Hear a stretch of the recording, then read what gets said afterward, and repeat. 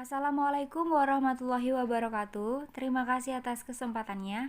Di sini saya Kana Lydia Monika sebagai asisten mahasiswa manajemen keuangan STIE Perbana Surabaya akan menjelaskan beberapa mengenai praktika kebijakan dividen.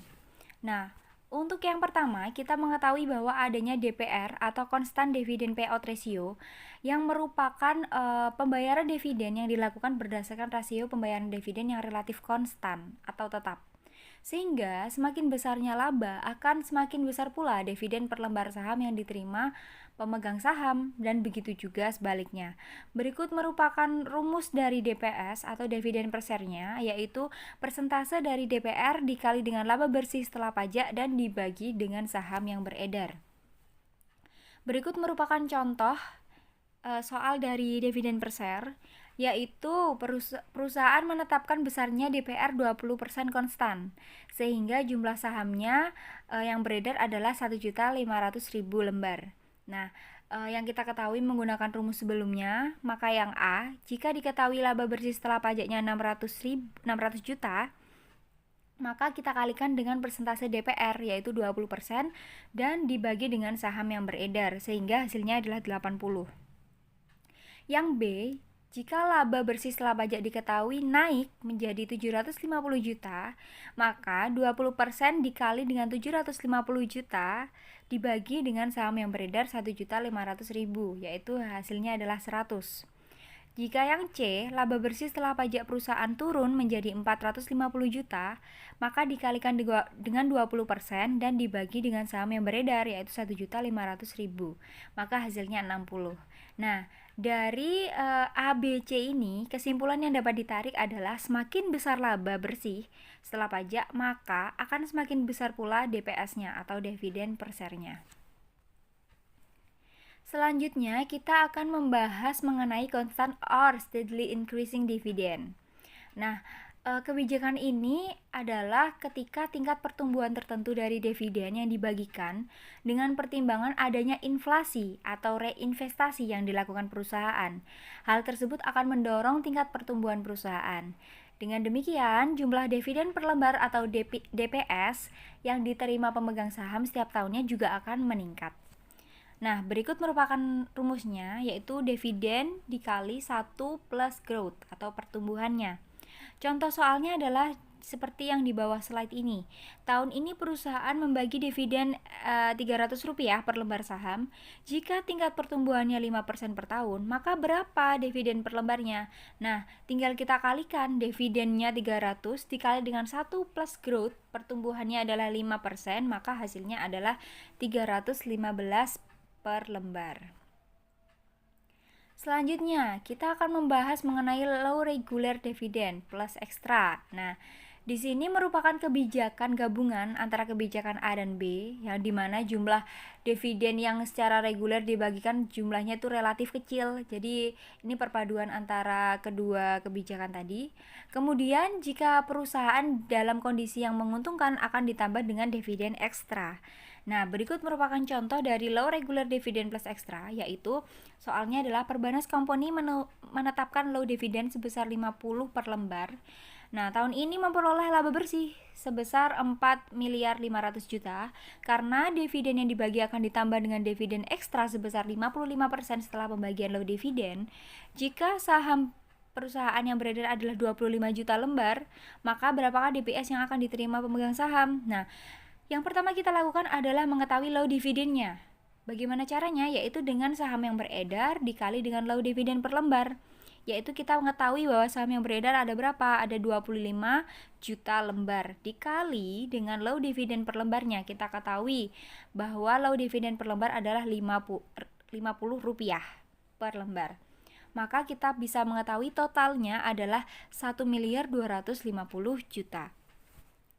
Berikutnya kita harus mengetahui ekstra dividen berapakah yang kita tambahkan. Maka caranya adalah persentase dari dividen ekstra dikali dengan laba bersih dikurangi dengan low dividen yang kita cari tadi. Jadi 55% persentase dari ekstra dividen ini dikali dengan 4.500 juta dikurangi dengan hasil yang tadi kita hitung, yaitu low dividennya 1.250 juta. maka hasilnya adalah 1.787.500.000. Nah, setelah itu kita mengetahui total dividen yang dibagi, yaitu 3.037.500.000. Setelah kita mengetahui total dividen seluruhnya, maka untuk mencari DPS kita tinggal membagi dengan saham yang beredar, yaitu kita bagi dengan 25 juta saham yang beredar. Maka hasilnya adalah Rp121,5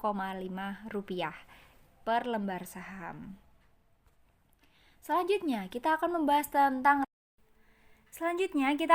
tentang residual dividend policy, di mana kebijakan dividen ini adalah laba yang dibagikan adalah merupakan sisa dari laba bersih setelah digunakan untuk membiayai investasi yang dinilai menguntungkan. Maksudnya adalah selama perusahaan mempunyai usulan proyek investasi yang dapat menghasilkan return yang besar dari yang diharapkan, maka laba ditahan dapat digunakan sebagai sumber pembiayaan untuk membiayai investasi tersebut. Dan apabila ada sisa laba, maka sisa labanya tersebut dibagikan sebagai dividen. Berikut merupakan contoh soal dari residual dividend policy, yaitu perusahaan memiliki laba bersih sebesar 250 juta, rasio ekuitasnya adalah 55% dan berencana mengeluarkan 60 juta untuk membiayai proyek A. Sehingga yang pertama kita lakukan adalah untuk mencari investasi yang didanai dari ekuitas, yaitu rasio ekuitasnya 55% dikali dengan rencana pembiayaan yaitu 60 juta. Sehingga kita bisa mendapatkan nilai 33 juta investasi yang didanai. Dan untuk mencari dividen yang dibagi, yaitu pada poin B, yaitu laba bersih dikurangi dengan investasi tadi yang setelah kita hitung. Jadi 250 juta dikurangi dengan 33 juta, sehingga hasilnya adalah 217 juta dividen yang dibagi. Selanjutnya merupakan dividen tunai atau cash dividend. Nah, cash dividend ini merupakan dividen yang dibagikan secara tunai, yaitu contoh soalnya adalah sebagai berikut. Jadi ada struktur ekuitas sebelum dibagikan dividennya, lalu diketahui laba bersih 400 juta, diketahui rasio DPR-nya 50% dan diminta untuk mencari DPS atau dividen per share-nya. Berikut merupakan contoh jawabannya, yaitu yang pertama kita harus ketahui adalah total dividen yang dibagikan. Persentase DPR dikali dengan laba bersih, yaitu 50% dikali dengan 400 juta, sehingga hasilnya adalah 200 juta. Untuk poin yang ke B, DPS-nya, total dividen yang dibagikan itu dibagi dengan lembar saham yang beredar. Jadi kita sudah mengetahui total dividennya adalah 200 juta dibagi dengan 200.000 lembar. Sehingga kita bisa mendapatkan 1.000 dividen per share-nya. Untuk yang poin C adalah laba ditahan sebelumnya dikurangi dengan total dividen yang dibagikan. Jadi laba yang ditahan sebelumnya kita mengetahui 300 juta dikurangi dengan 200 juta sehingga hasilnya adalah 100 juta. Untuk ekuitasnya maka akan berubah seperti ini. Jadi yang sebelumnya adalah 700 juta ekuitas, setelah pembagian dividen maka total ekuitasnya adalah 500 juta karena yang berubah adalah laba ditahan. Yang sebelumnya laba ditahannya adalah 300 juta menjadi 100 juta. Selanjutnya adalah dividen saham atau stok dividen. Nah, ini stok dividen yang dibagikan dalam bentuk saham. Yaitu contohnya adalah seperti ini. Perbanas Company ini memiliki saham yang beredar 3 juta dan mempunyai harga pasarnya 2.000 per lembar. Nah, ini adalah contoh ekuitasnya seperti ini. Dan jika perusahaan ini membagikan dividen 6%, maka berapakah total dividen saham yang dibagikan dan bagaimana struktur ekuitasnya? Mari kita lihat. Perhitungannya sama seperti sebelumnya, yaitu persentase dividen dikalikan dengan lembar saham yang beredar, sehingga kita bisa mengetahui 6% dikali dengan 3 juta, hasilnya adalah 180.000 lembar. Dan untuk soal B adalah mengetahui total dividen saham, yaitu jumlah lembar saham yang dibagikan sebagai dividen kita kalikan dengan harga pasar. Sehingga kita bisa mengetahui totalnya adalah 360 juta.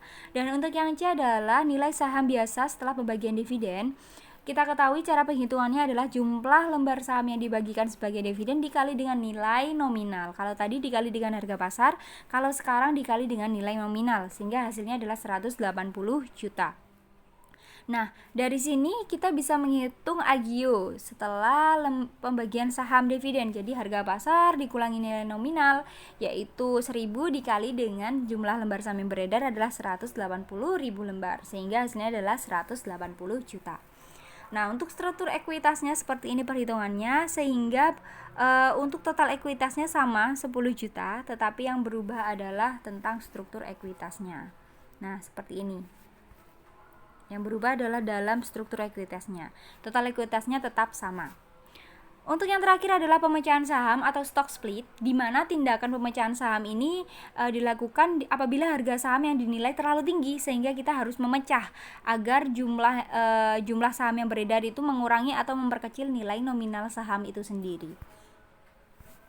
Nah, struktur ekuitasnya seperti ini. Kita ketahui bahwa ini adalah akan di stock split sebesar 2-for-1 stock atau 2:1. Sehingga cara perhitungannya seperti ini. Dengan adanya tindakan stock split tersebut, maka jumlah saham yang beredar menjadi 2/1 dikali 4 juta lembar saham yang beredar. Sehingga yang beredar sekarang menjadi 2 kali lipatnya, karena 2-for-1 menjadi 2 kali lipatnya. Sehingga 8 juta, yang beredar adalah 8 juta lembar. Nilai nominal sahamnya dipecah menjadi 1000 dibagi menjadi 2, karena 2-for-1 stock, jadi menjadi 500 per lembar. Dengan demikian, struktur ekuitasnya menjadi berikut.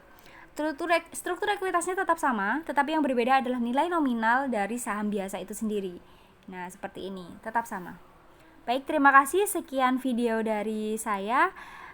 Apabila terdapat kesalahan, mohon maaf dan wassalamualaikum warahmatullahi wabarakatuh.